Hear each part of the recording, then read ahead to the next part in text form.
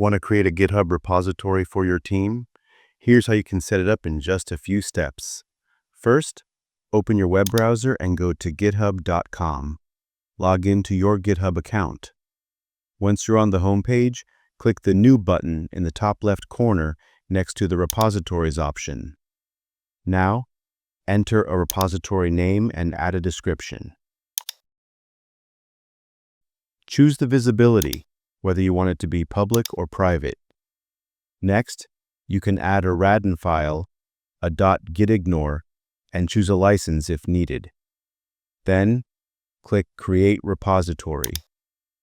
Once your repository is created, click on the Settings tab at the top. Now, go to Collaborators, and under Manage Access, click Add People and enter the GitHub usernames or emails of your teammates. Assign them roles depending on what level of access they need. That's it. Your team now has a shared GitHub repository where everyone can collaborate, commit code, and manage projects together.